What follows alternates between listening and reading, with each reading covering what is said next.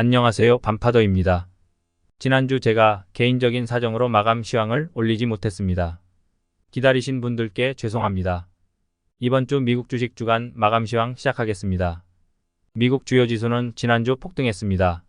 나스닥 지수는 한 주간 무려 6.6%나 상승하였습니다. 필라델피아 반도체 지수는 더 높은 7.8%나 상승하였습니다. 연준의 추가 금리 인상 우려 및 10년물 국채금리 상승에 눌려있던 증시가 FOMC 이후 연준의 신중한 태도에 힘입어 용수철처럼 반등하였습니다. 연준의 긴축에도 불구하고 여전히 시장에 유동성이 많음을 보여주고 있다고 생각됩니다. 그렇다면 지난주 큰 상승의 원인은 무엇이었을까요? 첫째는 제롬 파월 연준 의장의 완화적인 발언 때문입니다. 향후 금리 결정에 신중할 것이라고 강조했는데 시장은 이 말을 금리 인상이 더 이상 어렵다고 받아들인 것 같습니다. 앞으로 금리는 동결될 것이며 그렇게 된다면 과거 사례에서 보듯이 주가는 큰 폭으로 상승할 가능성이 높습니다.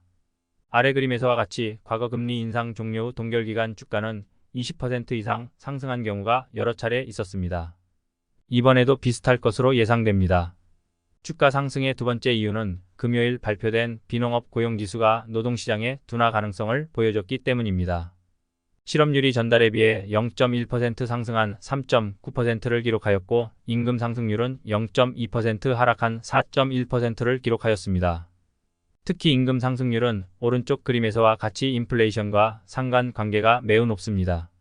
임금 상승률의 지속적인 완화가 시장에 안도감을 준 것으로 보입니다. 또한 지난달 신규 일자리 수가 전월에 비해 큰 폭으로 하락한 것도 시장의 긍정적인 부분이었습니다.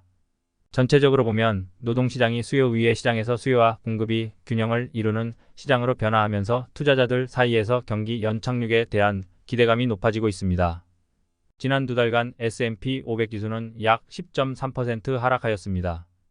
과거 10% 이상 조정을 보인 후 주가의 움직임을 살펴보면 두 달 이후에는 평균 약 10% 상승하였고 1년 이후에는 평균 약 28% 상승하였습니다.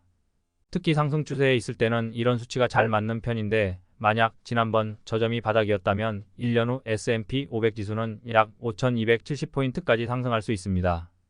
물론 이것은 어디까지나 과거 기반 통계적 수치일 뿐이니 참조만 하시는 게 좋겠습니다. 최근 월스트리트 저널에 흥미로운 기사 하나가 실렸습니다.